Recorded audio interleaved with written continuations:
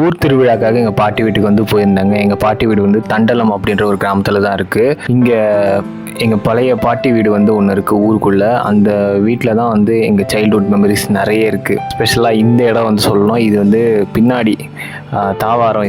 இந்த இடத்துல பார்த்தீங்கன்னா மாடுலாம் கட்டி வச்சுருப்பாங்க. அப்புறம் நாங்கள்லாம் வந்து விளையாடிட்டு இருப்போம். ஸோ இந்த செவத்தில் பார்த்தீங்கன்னா நான் சின்ன வயசில் வரைஞ்ச ஒரு முருகர் வந்து இருக்குது. சாக் பீஸில் சும்மா கிறுக்கி விடுவோம்ல, அந்த மாதிரி கிறுக்கி விட்டது.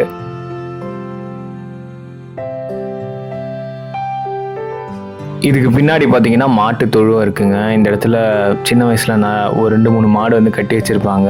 இந்த இடத்துல நிறையவே மறக்க முடியாத மெமரிஸ் இருக்குது. என்னென்னா எங்கள் தாத்தா என்ன பண்ணுவார்னா மாட்டு கோமியத்தை எடுத்து மூஞ்சி எடுத்து கழுவி விட்டுருவார்.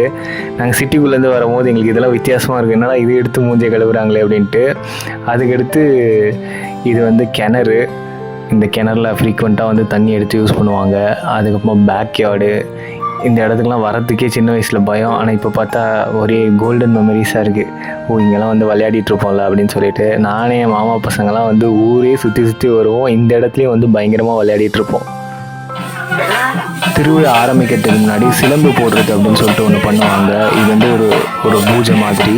இது வந்து எங்கள் பாட்டி வீட்டை தான் வந்து பண்ணுவாங்க, ஊர் ஃபுல்லாக சேர்ந்து. ஸோ அந்த பூஜையை வந்து பார்த்துட்டு அப்படியே கோவிலுக்கு போயிட்டு நைட்டு வந்து தீ மிதிச்சாங்க. அதையும் வந்து நம்ம பார்த்துட்டு அன்றைக்கி டே எப்படி போச்சுன்னே தெரிலங்க. கடகடன்னு ஓடி போயிடுச்சு, ஹாப்பியாக போச்சு. கடைசியாக வந்து வான வேடிக்கைன்னு சொல்லிட்டு பட்டாசு அடித்தாங்க. ஸோ எப்போல்லாம் உங்களுக்கு டைம் இருக்கோ உங்கள் நேட்டிவ் பிளேஸ்க்கு வந்து போய் பாருங்கள். உங்களோட நேட்டிவ் பிளேஸ் என்னன்றதை கமெண்ட் செக்ஷனில் வந்து சொல்லுங்கள்.